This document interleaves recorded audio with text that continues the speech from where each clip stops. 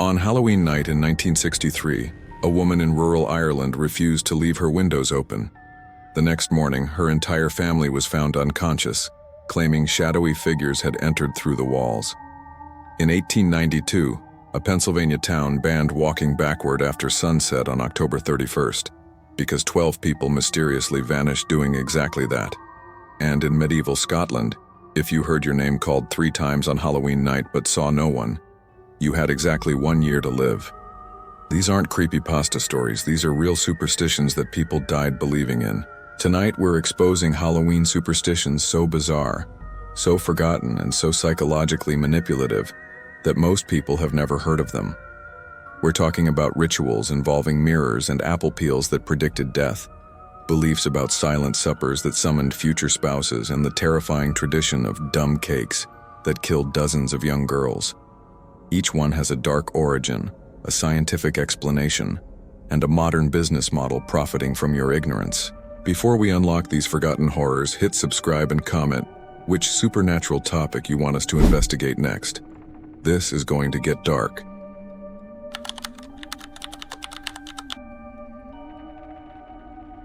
In Victorian England, October 31st wasn't about candy or costumes. It was about staring into mirrors in pitch-black rooms, holding a single candle, waiting to see if your reflection would reveal your future husband's face, or a grinning skull predicting your death within the year. This wasn't a game. Young women took this seriously enough that historical records document dozens of cases where girls collapsed from terror after seeing death omens in their mirrors, and several who died shortly after from what doctors called fright-induced heart failure. The superstition was so powerful that families would cover all mirrors in their homes on Halloween night to prevent accidental glimpses of doom. The ritual had specific rules. Break any of them, and you'd summon something worse than death. You had to be alone, completely silent, and the room had to be dark except for one candle. Some versions required you to eat an apple while looking in the mirror. Others demanded you brush your hair exactly 100 strokes backward. The most extreme version, practiced in parts of Scotland and Ireland, required walking upstairs backward while holding the mirror and candle, which resulted in numerous fatal falls. But the believers didn't blame the dangerous ritual. They blamed the spirits for claiming those who failed to complete it properly. Here's where the psychology gets sinister. This superstition exploited a phenomenon called pareidolia, your brain's tendency to see faces in random patterns. In low light, with a flickering candle creating dancing shadows, your brain will absolutely construct faces in the inconsistent reflections. Add the power of suggestion, you're expecting to see either a husband or death, and confirmation bias kicks in. Whatever vague shape appears becomes interpreted as whichever outcome you fear or desire most. The terrified girl sees a skull. The desperate romantic sees a shadowy male figure. Both are seeing the same meaningless shadows, but their brains are filling in completely different narratives. The historical documentation is genuinely disturbing. An 1883 newspaper from Edinburgh reported that a 19-year-old woman named Catherine MacLeod performed the mirror ritual and saw a figure in a dark coat with no face. 3 days later, she stopped eating, claiming the faceless man was coming for her. She died 6 weeks later from what we'd now recognize as a psychosomatic illness triggered by extreme terror and self-fulfilling prophecy. Her death reinforced the superstition for everyone who knew her story. The ritual worked. It predicted her death, except it didn't predict anything. It caused the death through psychological manipulation and terror. Now let's talk about apple peel divination, another Victorian-era Halloween ritual that's been mostly forgotten, but reveals incredible insights into manipulation psychology. The superstition claimed that if you peeled an apple in one continuous strip on Halloween night, then threw the peel over your left shoulder, it would land in the shape of your future spouse's initial. But here's the twisted addition that most people don't know. The length of the peel predicted how long you'd live. A long, unbroken peel meant a long life. A short or broken peel meant imminent death. This created a perverse incentive where young people would practice for weeks before Halloween, desperately trying to perfect their apple peeling technique because they literally believed their lifespan depended on it. Victorian diaries reveal the anxiety this caused. One girl wrote in 1891 about her failure at the apple peel ritual. The peel broke after mere inches. I have seen my fate. I shall not see another spring. The psychological torture of believing you've just learned your death date based on your apple peeling skills is hard to comprehend from our modern perspective. But the manipulation runs deeper. This superstition served a dual purpose for Victorian society. It kept young women focused on marriage prospects while simultaneously creating a framework for explaining premature deaths. When a young woman died from tuberculosis, typhoid, or any of the common fatal diseases of that era, family and friends would remember her short apple peel from Halloween and nod knowingly. The ritual predicted it. This wasn't failure of medicine or tragedy of circumstance. It was fate, revealed by fruit peels. This psychological framework helped communities process grief while avoiding anger at inadequate healthcare or dangerous living conditions. The scientific explanation combines pareidolia again with apophenia, the tendency to perceive meaningful connections between unrelated things. Throw a curved piece of apple peel over your shoulder, and your desperate brain will twist its landing pattern into whatever letter you're hoping to see. The confirmation bias is so strong that studies have shown people can look at the exact same apple peel shape and see different letters based on whose name they're hoping for. One person sees a J for John, another sees a C for Charles. The peel hasn't changed, the interpretation has. Modern psychology has a term for what these mirror and apple rituals created: divination dependency. It's a cognitive trap where people become psychologically reliant on random chance events to make decisions or predict outcomes, then interpret all subsequent events through the lens of those predictions. This is the exact same mechanism behind horoscopes, tarot readings, and fortune cookies.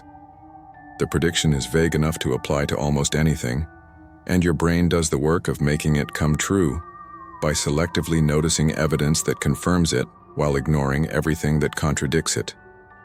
Here's the disturbing business angle. These Victorian superstitions never really died. They just got repackaged and monetized for modern audiences. Walk into any Halloween store and you'll find scrying mirrors, sold for $30, $60, marketed as tools for seeing the future or communicating with spirits. These are literally just dark mirrors, the same ones Victorian women used, now wrapped in mystical packaging with inflated price tags. The product hasn't changed in 150 years. Only the marketing has evolved to include words like energy, vibrations, and ancient wisdom. Fortune-telling apps have exploded into a multi-million-dollar industry by digitizing these exact superstitions. Apps like Future Face, Mirror Mirror, or Fortune Mirror charge $5–10 for digital versions of the Victorian mirror ritual. You upload your photo, the app uses AI to generate an aged or altered version and claims it's showing you your future self or your soulmate. One app called Soul Mirror generated over $2 million in revenue in 2022 alone by convincing users that a random AI-generated face was a supernatural prediction. It's the same superstition, same manipulation, just delivered through a smartphone instead of candlelight. The apple peel divination has been reborn as viral TikTok trends where millions of young people film themselves peeling apples on Halloween, throwing the peels, then interpreting the shapes as their future partner's initials.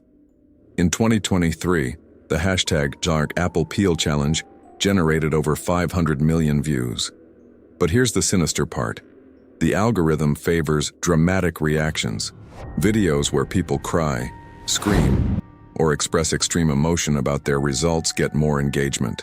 This creates incentive for young people to have exaggerated emotional reactions to random apple peel shapes, essentially training a new generation to take these superstitions seriously for social media clout. Dating apps have also monetized this psychology with features like soulmate predictions or compatibility fortune-telling.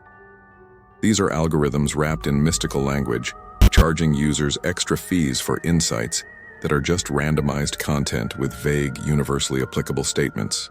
Bumble's Future Fortune feature, which costs an additional $9.99 a month, generates predictions about your romantic future that use the exact same psychological principles as Victorian apple peels. Vague enough to seem accurate, specific enough to feel personal, and always positive enough to keep you hoping and paying. The darkest part? These modern versions are potentially more harmful than the Victorian originals. At least in the 1800s, you performed the ritual once a year. Now these apps send daily notifications, encouraging constant divination dependency. Users check their romantic fortune multiple times per day, structuring their real-life dating decisions around algorithmic gibberish dressed up as supernatural insight. They're paying monthly subscriptions for the digital equivalent of throwing apple peels, and the companies know exactly what they're doing. Internal documents from several major dating apps explicitly describe their fortune-telling features as engagement hooks designed to increase user dependency and maximize lifetime value. They're not selling predictions. They're selling addiction to predictions, which is far more profitable.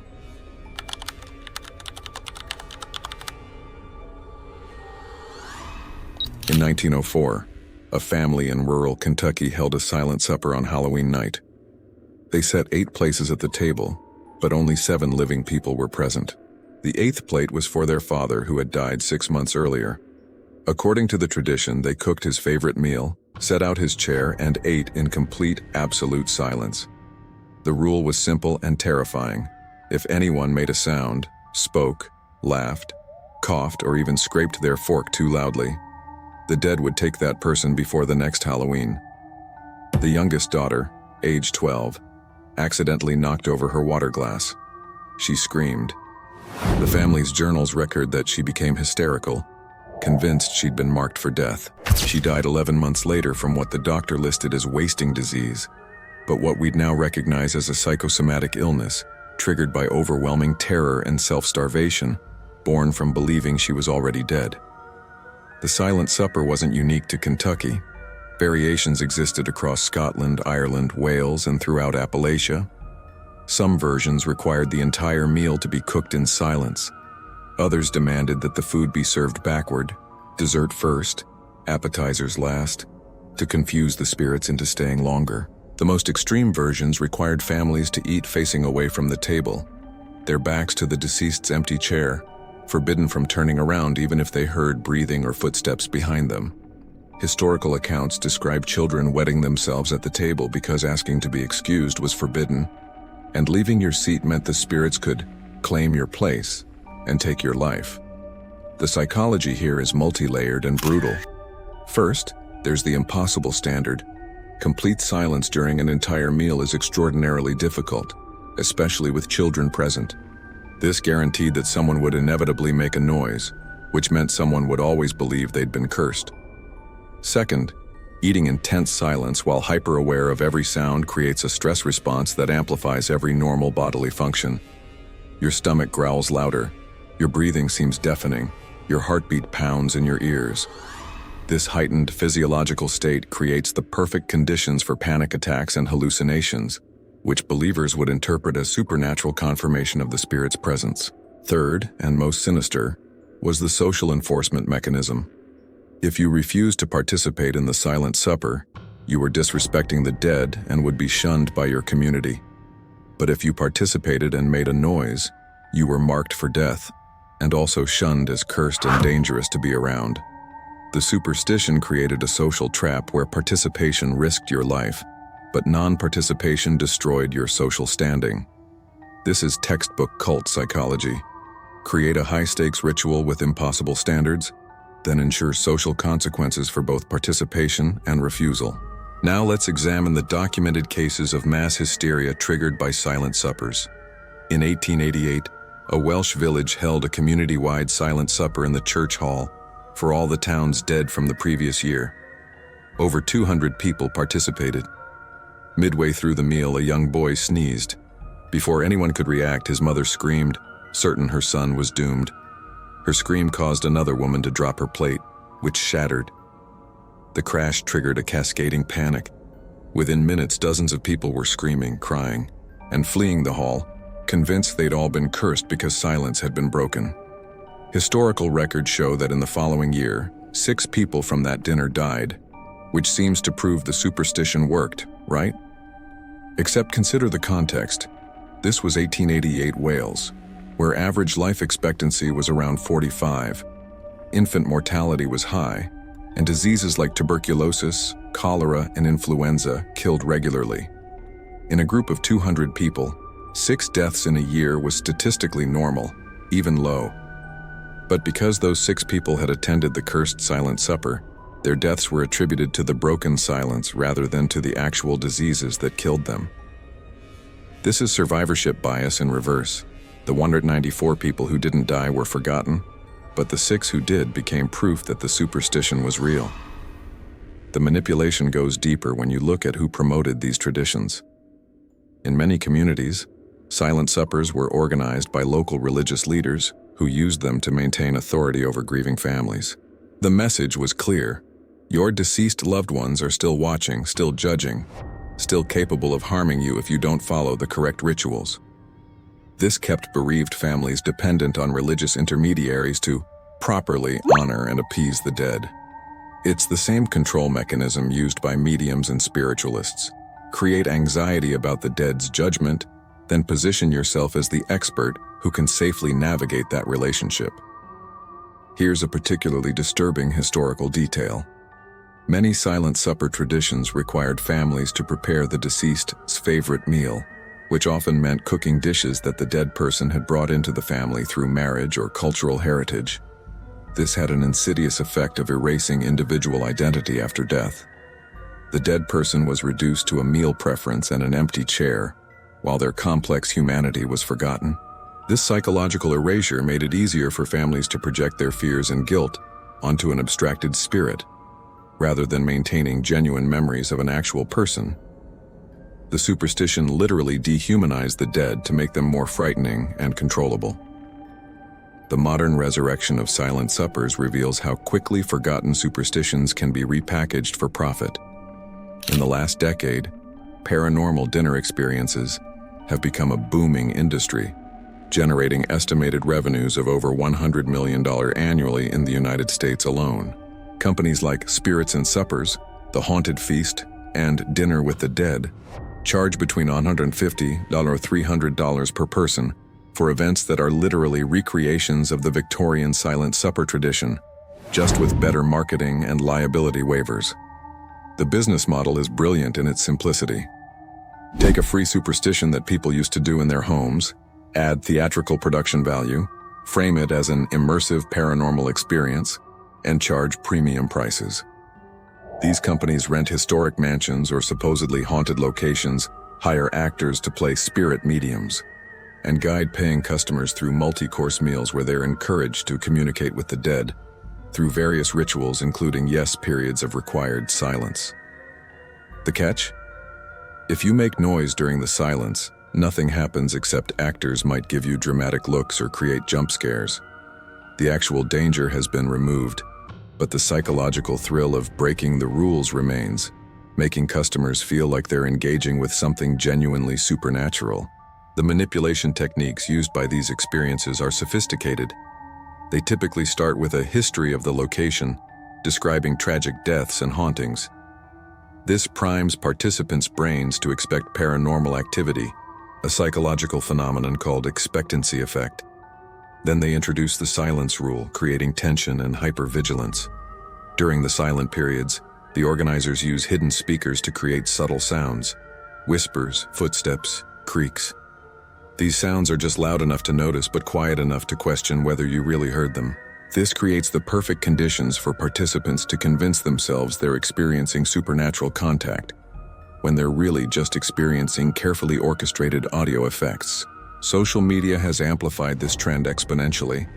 Instagram-worthy dinner with ghosts experiences generate massive free marketing through attendee posts.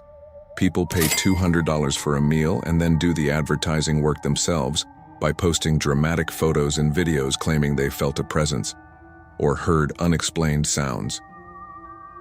This social proof drives more bookings, creating a self-sustaining cycle where the experience's authenticity is constantly reinforced by participant testimonials, even though the entire thing is theatrical manipulation. But here's the darkest part. Some of these companies have added personalized spirit contact packages for an additional $100 or $500 fee. Customers provide information about deceased loved ones, and during the experience, The spirits will deliver messages specifically mentioning details only the deceased would know. How?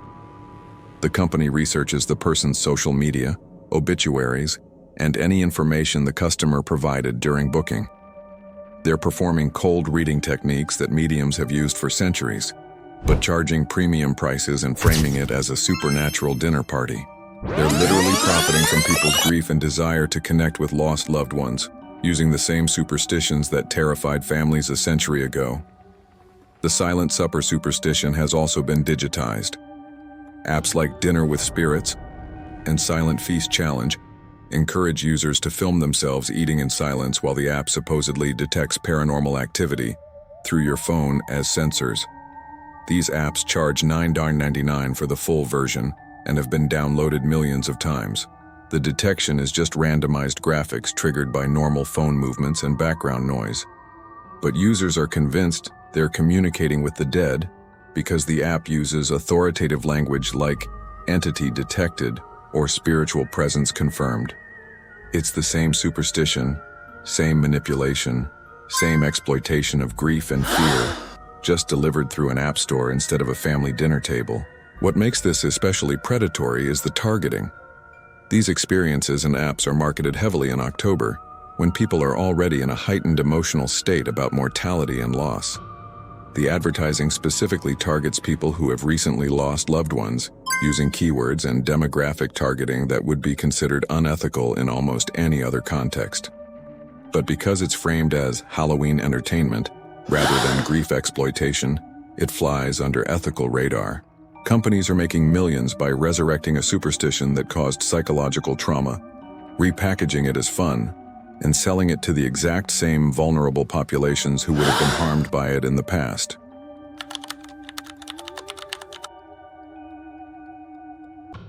In 1892, the town of Punxsutawney, Pennsylvania passed an emergency ordinance making it illegal to walk backward on public streets after sunset on October 31st. The penalty? A $50 fine, which in 1892 was equivalent to about $1,600 today. Why would a town criminalize walking backward?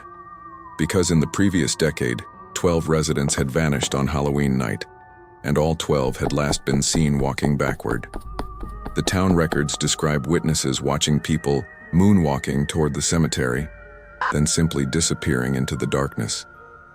No bodies were ever found. The official explanation was that they fell into mine shafts or were killed by wild animals. The unofficial belief, the one that terrified the entire town, was that spirits following them had stolen their souls. This wasn't isolated to Pennsylvania. The backward-walking superstition existed across Europe and early America with terrifying consistency. The belief was that spirits roamed on Halloween night, following living people, but could only enter your body through your back. Walking forward, your soul was protected because spirits couldn't reach your face or front. But walk backward, and you essentially opened the door, presenting your vulnerable spine and back directly to whatever was following you. The moment you walked backward, spirits could enter through your back, push your soul out through your mouth, and take over your body. The ritual variation was even more disturbing. Unmarried women were encouraged to walk backward around churches or graveyards at midnight on Halloween while holding a mirror, supposedly to see visions of their future husbands. This created a sick irony where young women were simultaneously told that walking backward invited soul theft, but also that it was the only way to learn their romantic future. The psychological torture of deciding whether your curiosity about marriage was worth risking demonic possession shows how these superstitions were used to control female behavior specifically. Risk your soul for a husband, or remain alone but safe. Either way, your choices were defined by fear. The documented deaths associated with this superstition are genuinely tragic. Multiple historical records describe young women who fell into wells, rivers, or off cliffs while walking backward around churches in darkness. Others were struck by horses and carriages because they couldn't see where they were going. A particularly horrific 1847 case in Scotland describes a 17-year-old who walked backward off a cliff while performing the mirror ritual. When her body was found days later clutching a broken mirror, the community didn't blame the dangerous superstition. They claimed she'd seen something so terrible in the mirror that she chose to jump. Her death became proof that the ritual worked, that she'd glimpsed her future and found it unbearable, rather than evidence that walking backward in darkness near cliffs is incredibly dangerous. The neuroscience behind why backward walking creates such intense psychological effects is fascinating and explains why this superstition felt so real to believers. When you walk backward, your brain experiences several simultaneous disruptions. First, your vestibular system, which controls balance and spatial orientation, receives conflicting signals. Your eyes see the world moving in one direction, while your body moves in the opposite. This conflict triggers mild vertigo and disorientation, which your brain interprets as environmental danger. In a superstitious mindset primed to expect supernatural threats, this disorientation becomes proof of spiritual presence. Second, walking backward activates your brain's threat detection systems in overdrive. Your visual field is oriented away from your direction of travel, meaning you can't see potential dangers ahead or, in this case, behind you. This creates what psychologists call looming vulnerability, an anxiety state where threats could appear at any moment from outside your field of awareness. When combined with darkness and the expectation of supernatural danger, this vulnerability creates the perfect conditions for panic attacks, which believers interpreted as spiritual attacks rather than neurological stress responses. Third, there's a phenomenon called proprioceptive disruption, where backward movement interferes with your body's internal sense of position and movement. This can trigger brief hallucinations, usually peripheral vision phenomena where you think you see movement or shapes that aren't there. In medieval times, when someone walking backward reported seeing shadows following them or felt presences behind them, they weren't necessarily lying. They were experiencing genuine neurological phenomena triggered by the backward movement, but interpreting those experiences through a supernatural framework because that's what their culture taught them. Historical accounts describe people entering trance-like states while performing backward walking rituals. One 1823 diary entry from an Irish woman describes walking backward around her local church. "I felt not myself, as though I moved through water, and sounds came as if from great distance. I turned and saw my William clear as day, though I know he was miles distant."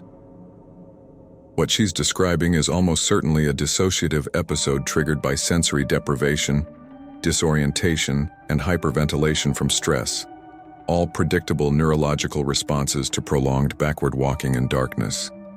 But to her, this was supernatural revelation, confirmation that the ritual worked. The modern exploitation of this superstition is everywhere once you know what to look for. Haunted houses and horror attractions specifically use backward movement to trigger terror responses, but they figured out how to maximize the effect. Most commercial haunted attractions include at least one backward room, where participants must walk backward through a dark corridor, while actors create sounds and touch sensations from behind. This isn't random design, it's calculated use of the neurological vulnerabilities we just discussed. By forcing backward movement in darkness with the expectation of jump scares, they're triggering the exact same threat detection overload that made medieval people believe in soul theft. The business model here is sophisticated. These attractions charge $30–60 per person and process thousands of customers nightly during October. The backward walking sections serve multiple purposes. They slow down the flow of people, extending the time each group takes to move through the attraction, and thus limiting how many people can enter per hour. This artificial scarcity allows them to charge premium prices. They create viral social media moments because people's terror responses during backward sections are genuine and dramatic, providing free marketing. And they require minimal setup, just a dark hallway and some actors, making them extremely profitable per square foot of attraction space. Virtual reality has taken this to another level entirely. VR horror experiences like Backward Souls and The Reverse specifically utilize backward movement mechanics where your character can only move by walking backward, while threats approach from the direction you're facing. This creates sustained neurological stress that can last for hours after the experience ends. Users report nightmares, persistent anxiety, and paranoid feelings of being followed, symptoms that are essentially identical to what medieval people described after performing backward walking rituals. The VR companies frame this as evidence of a realistic and effective horror experience, but they're really just triggering the same neurological vulnerabilities, now for $29.99 per download. YouTube and TikTok have spawned backward walking challenges that have generated billions of views. The Backward Church Challenge has teens filming themselves walking backward around churches at midnight on Halloween, trying to summon supernatural encounters. Multiple documented injuries have occurred, people walking into walls, falling down stairs, getting hit by cars, and several arrests for trespassing. But each injury or arrest generates more engagement, more views, more copycats. The algorithm doesn't care that it's promoting dangerous behavior based on a centuries-old superstition. It only cares about engagement metrics, and backward walking challenges deliver. What's particularly insidious is how fitness and wellness apps have gamified backward walking without acknowledging the superstitious origins. Apps like Reverse Walk Challenge and Backward Movement Training promote backward walking as exercise, which it legitimately can be, but they specifically spike in downloads and engagement during October and explicitly use Halloween-themed marketing. They're exploiting the renewed interest in backward walking created by the superstition while pretending to be legitimate fitness tools.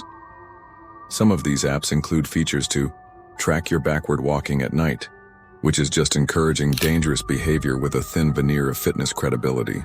The most cynical exploitation comes from ghost tour companies that charge $40 or $100 per person for guided experiences that include backward walking segments to increase paranormal sensitivity. These tours combine historical superstition with pseudoscientific language about energy fields and spiritual receptivity. They're teaching paying customers that backward walking makes them vulnerable to supernatural forces, then walking them backward through supposedly haunted locations while guides make noises and create unexplained phenomena. It's the same superstition that caused actual disappearances and deaths in the 1800s, now repackaged as premium entertainment where the danger has been manufactured and the terror is both real and completely artificial. The tragedy is that some tour companies have actually had participants injured by walking backward into obstacles or other people in the dark. But instead of acknowledging the dangerous nature of the activity, they frame injuries as spiritual attacks or paranormal resistance, which only reinforces belief in the superstition and generates more word-of-mouth marketing. They're creating new believers in soul theft through backward walking, while legally protecting themselves with waivers that participants sign before the experience begins. It's profitable fear built on historical trauma, and it's generating millions of dollars annually by convincing people that their neurological responses to disorientation are evidence of supernatural vulnerability.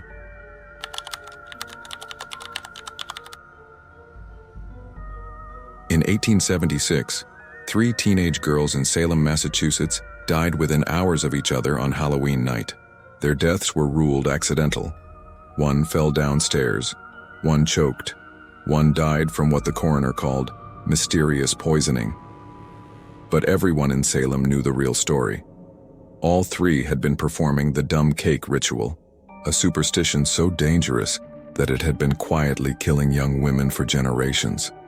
The ritual required absolute silence while baking a specific cake, walking backward upstairs with the cake in a mirror, then eating the cake while looking in the mirror at exactly midnight. If you succeeded, you'd see your future husband's face. If you failed, if you made any sound or broke the silence, you'd see your own death. The dumb cake wasn't called dumb because it was stupid. Dumb was an old term for mute or silent. But the name proved darkly appropriate. The ritual required girls to mix flour, water, salt, and their own blood by pricking their fingers into complete silence. No prayers, no conversation, no humming. They baked it in silence, carried it upstairs in silence while walking backward, and ate it before a mirror without making a single sound.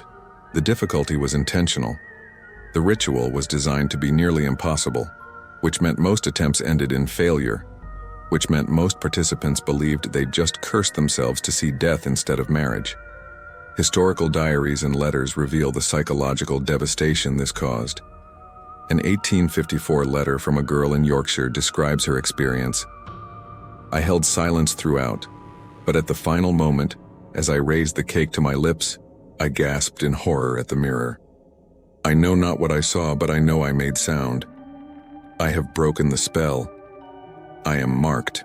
She died 8 months later from tuberculosis, but her family and community attributed her death to the broken dumb cake ritual rather than to the disease.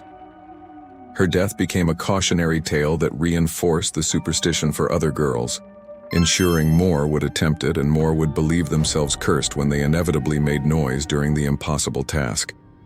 The gendered nature of this superstition reveals its true purpose: controlling young women through manufactured anxiety about marriage and death. Notice that dumb cake rituals were only performed by unmarried girls, typically teenagers. The ritual explicitly linked a woman's worth to her future marriage, while simultaneously threatening her life if she failed to maintain perfect silence. This created a psychological double bind. Your value depends on finding a husband, but trying to divine your marital future could kill you. Either way, your thoughts were consumed by marriage and death rather than education, independence, or self-determination. This wasn't accidental. It was social engineering through supernatural terror. The ingredients required for dumb cakes varied by region, but many versions included genuinely dangerous components. Some recipes called for adding graveyard dirt, which could contain pathogens from decomposing bodies. Others required plants like hemlock, nightshade, or foxglove, all of which are toxic to humans. The belief was that dangerous ingredients increased the ritual's power, that you had to risk your life to see your future. This meant teenage girls were literally poisoning themselves while trying to predict their marriages. The 1876 Salem death attributed to mysterious poisoning? Almost certainly from toxic ingredients in her dumb cake. But here's the truly sinister part. Older women, mothers and grandmothers, would often encourage young girls to perform these rituals while providing the traditional recipes that included poisonous ingredients. This wasn't malicious. They genuinely believed in the superstition because they had survived attempting it themselves, making them think it worked and was safe. This created intergenerational trauma, where each generation passed down dangerous practices wrapped in tradition and love. When girls died from the ritual, it wasn't blamed on the toxic ingredients or impossible silence requirements. It was blamed on the girls themselves for breaking the rules or for what they saw in the mirror. The choking deaths were tragically predictable. Try eating a dry, tasteless cake in complete silence while terrified and staring into a mirror in candlelight. Your anxiety makes you breathe rapidly and shallowly. Your throat is dry from fear. Your hands shake while holding the cake and mirror. When you try to swallow without making any noise, even suppressing the natural sounds of swallowing, you're at extremely high risk for choking. Add in the backward stair climbing, which already has you disoriented and off balance, and you've created a perfect storm of dangers that has nothing to do with spirits and everything to do with human physiology under stress. The falling deaths, like the 1876 Salem girl who fell downstairs, were also inevitable consequences of the ritual's design. Walking backward upstairs in darkness while holding a mirror and a plate with a cake, all while maintaining absolute silence, is extraordinarily dangerous. Your depth perception is impaired. Your hands are full so you can't catch yourself. You're breathing shallowly from stress, potentially making you lightheaded. And you're hyper-aware that any sound means failure and death, creating the exact kind of performance anxiety that causes mistakes. The superstition essentially designed a death trap and convinced teenage girls that surviving it would reveal their romantic future. The psychological mechanism that made dumb cake so effective at controlling behavior was something modern psychologists call thought suppression irony. When you desperately try not to think about something or not do something, you become hyper-aware of it, making it more likely to happen. Tell yourself, don't make any noise, and you become intensely conscious of every breath, every swallow, every tiny sound your body makes. This heightened awareness increases anxiety, which increases the likelihood of making a mistake, which fulfills the superstition's prophecy. The ritual was psychologically designed to make failure nearly certain, which kept the fear alive and the social control mechanism functioning. Modern psychology also recognizes this as a form of ritual abuse, where impossible standards are set with severe psychological consequences for failure. Victims develop learned helplessness, believing outcomes are entirely their fault, even when the situation was rigged against them from the start. When a girl believed she'd cursed herself by making noise during a dumb cake ritual, she wasn't being irrational. She was responding exactly as the psychological conditioning intended. The superstition had transferred all responsibility for her fate onto her own actions, eliminating any possibility of questioning the ritual itself or the society that promoted it. Now, let's look at how this exact superstition has been resurrected for the modern market.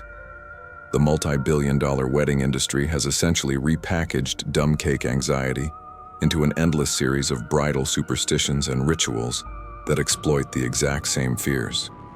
Your wedding will be ruined. Your marriage will fail. You'll end up alone. Something old, something new, something borrowed, something blue isn't ancient wisdom.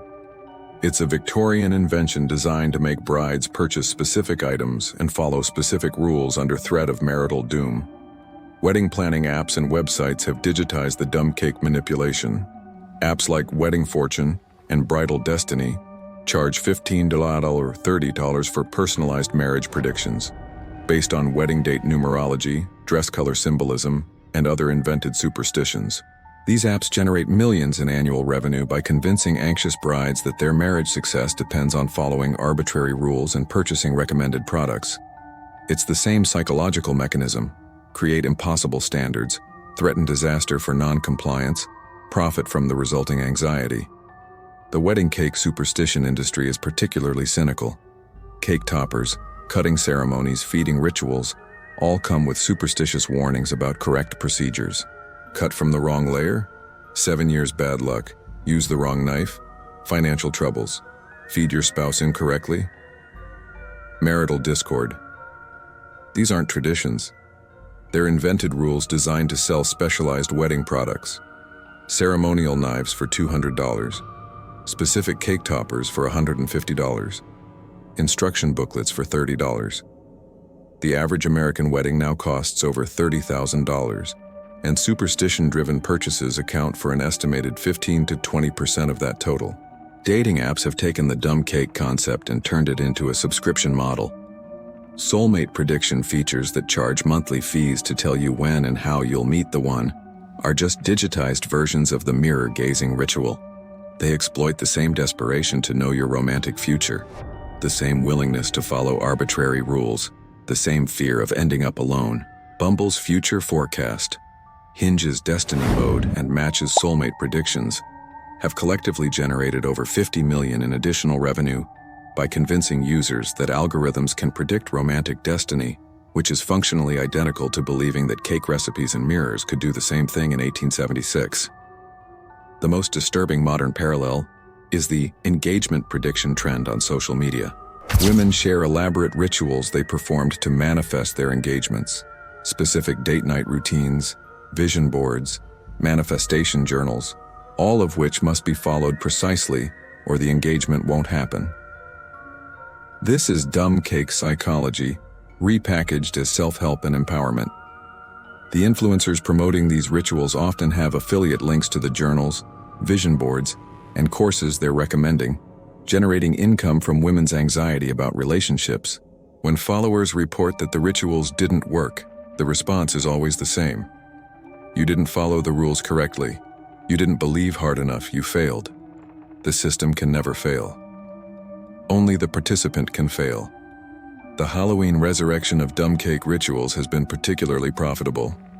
October-themed baking kits sold as fortune cakes or destiny desserts have become popular, marketed as ancient traditions for revealing romantic futures.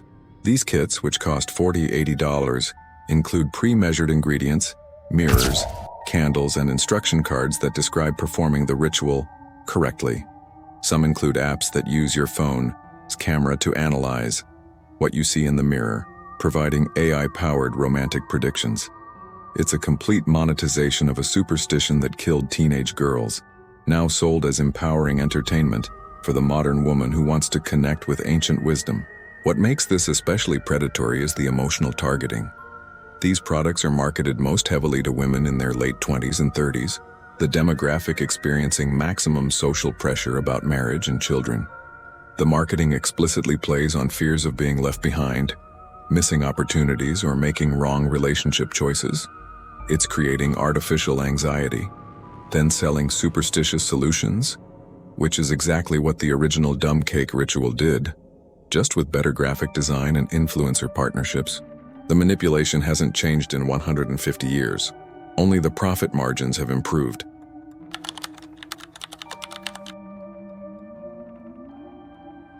Here's what the Halloween industry doesn't want you to realize.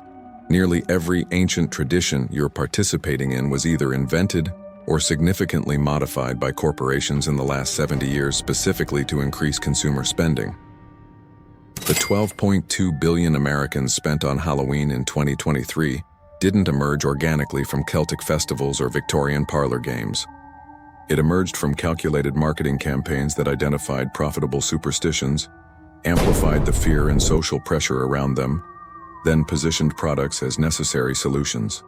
This is modern psychological warfare disguised as holiday fun, and the battlefield is your wallet. Let's start with how the industry creates artificial tradition. In the 1950s, candy companies faced a problem. Their biggest sales periods were Christmas and Easter, leaving massive production capacity unused for months. Halloween existed but was primarily about homemade treats, community gatherings, and minimal commercial participation. The candy lobby, working with advertising agencies, launched a coordinated campaign to transform Halloween into a candy-centric holiday by exploiting existing superstitions and inventing new ones. They promoted fears about homemade treats being poisoned or tampered with, despite there being virtually no documented cases of this actually happening. This fear campaign worked brilliantly. By the 1970s, stranger danger panic combined with amplified fears about tampered candy made store-bought, individually wrapped candy seem like the only safe option. Candy companies positioned themselves as protectors of children's safety while simultaneously profiting from the fear they'd helped create.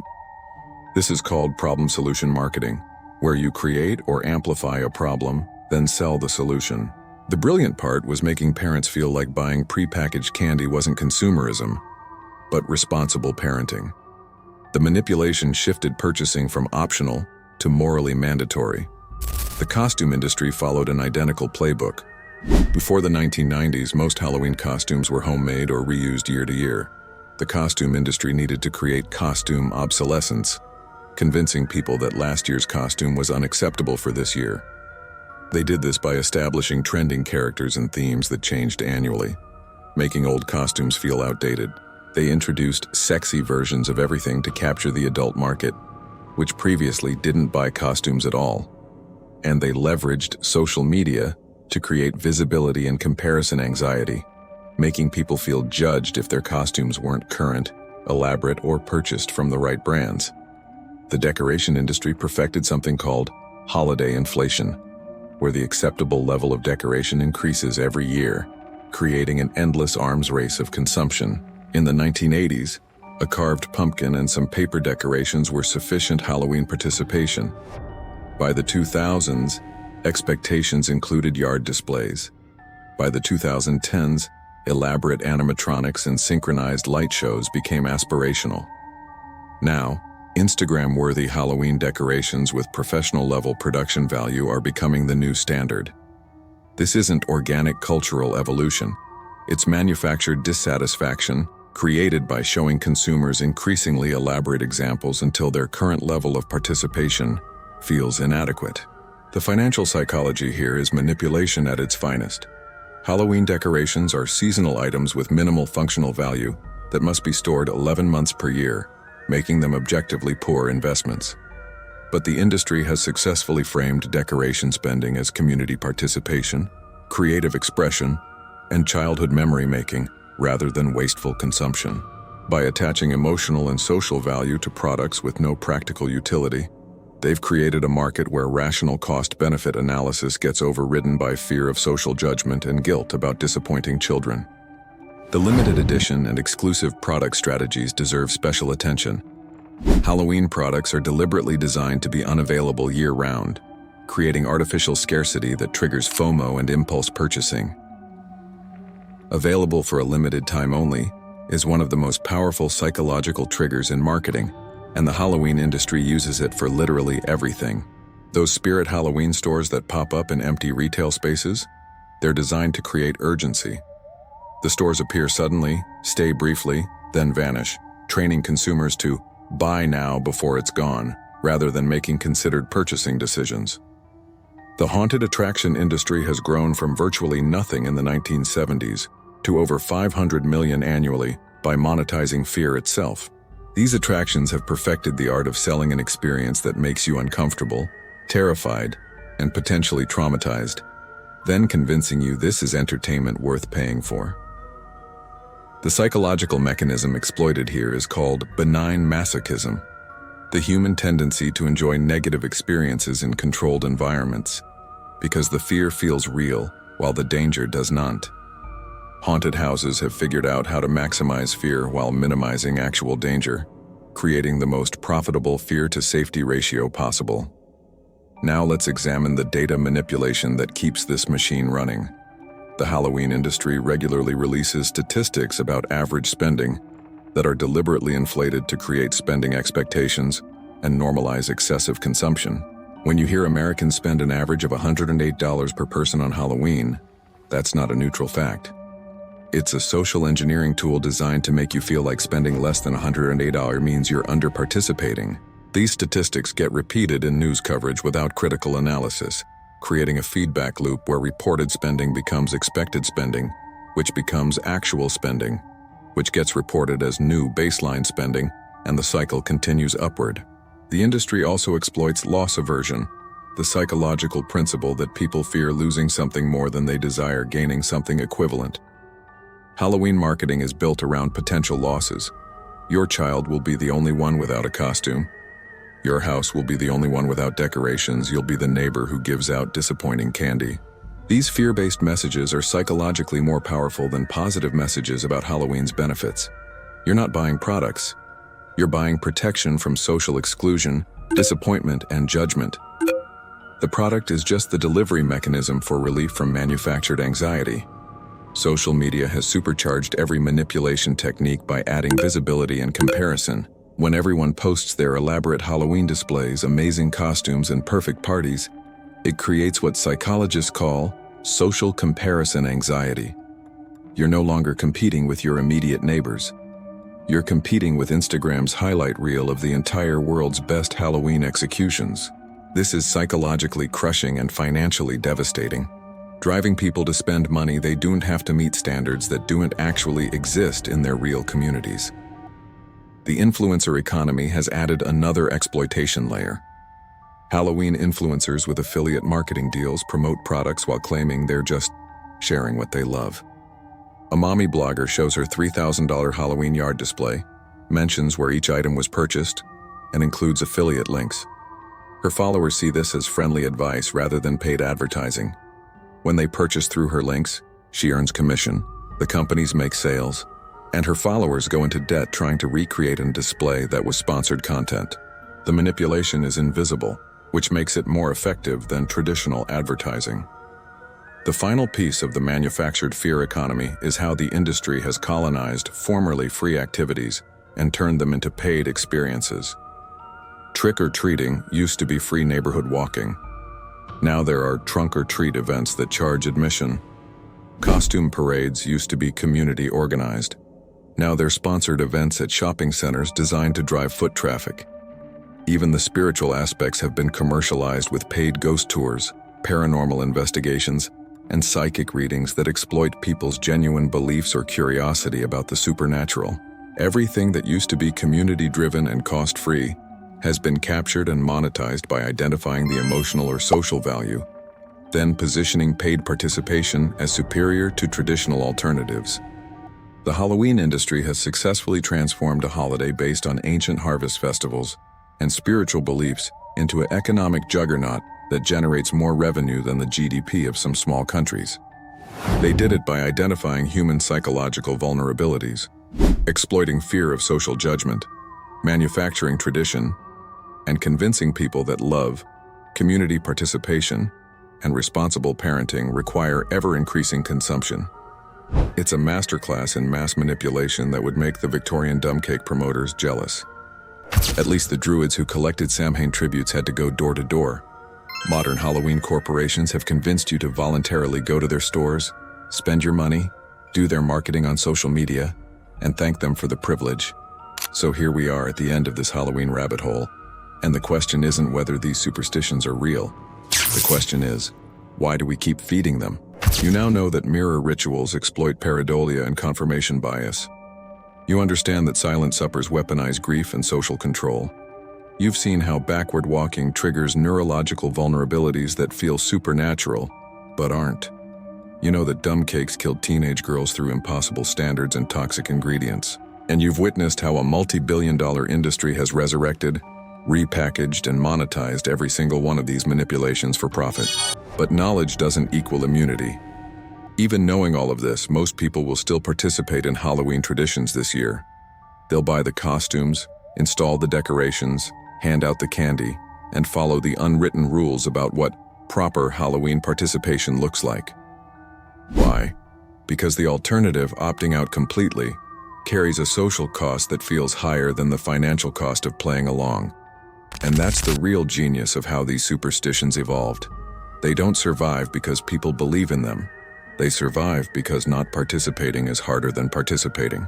Here's the uncomfortable truth. Every generation thinks they're too smart to fall for superstitions, yet every generation finds new versions to believe in. Victorians thought they'd moved past medieval witch hunts, then created elaborate mirror rituals and dumb cakes that killed just as effectively. We think we're too educated to believe in soul theft through backward walking, but we're spending $500 million annually on haunted attractions that exploit the exact same neurological vulnerabilities. We've replaced supernatural explanations with scientific-sounding marketing language, but the manipulation mechanisms remain identical. Energy fields and manifestation are just modern words for magic and curses. The scariest part of Halloween isn't ghosts or demons or ancient spirits. It's how easily billions of people can be convinced to perform rituals they don't understand, follow rules they never agreed to, and spend money solving problems that were manufactured specifically to sell solutions. It's watching rational adults who would laugh at medieval superstitions voluntarily participate in their modern equivalents without recognizing the connection. It's the realization that we're not actually that different from the Victorians, staring into mirrors looking for death omens, or the Celts leaving offerings to appease spirits. We've just upgraded the aesthetic and added credit card processing. But there's another way to approach this. You can acknowledge Halloween's dark history, understand the manipulation tactics being used against you, and still choose to participate on your own terms.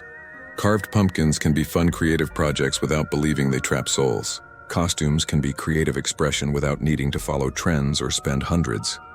Decorations can be minimal or elaborate based on your actual budget and desire, not social pressure. Candy can be whatever you can afford without guilt that you're failing some imaginary standard. The holiday doesn't own you unless you let it. The real power isn't in rejecting Halloween entirely. It's in recognizing when you're being manipulated and choosing whether to go along with it. Buy the costume because you genuinely want it, not because you're afraid of judgment. Skip the decorations without guilt if they don't bring you joy. Hand out whatever candy fits your budget. Participate in traditions that have actual meaning to you, and ignore the manufactured ones that exist solely to generate profit. The spirits don't care. The ancient Celts aren't watching. The only judgment that matters is the arbitrary social pressure from people who probably haven't questioned their own participation either. Now it's your turn to process all of this. Which superstition shocked you the most? The Victorian girls who died performing dumb cake rituals? The towns that made walking backward illegal? The silent suppers that traumatized entire families? Drop a comment and let us know which one hit different for you. And here's the real question. Are you going to change how you do Halloween now that you know the truth? Or will you keep feeding the machine, participating in traditions that exist primarily to extract money from your bank account and control your behavior through manufactured social pressure? There's no wrong answer, but at least now you're making a choice rather than just following invisible rules. If this exposed something you never questioned before, hit that subscribe button, because we're constantly digging into the dark psychology, hidden history, and business manipulation behind everyday things you've never thought twice about. Your favorite topic might be next, so drop it in the comments. What other tradition do you want us to investigate? What other holiday, superstition, or cultural ritual deserves this same treatment? And one last thought to leave you with.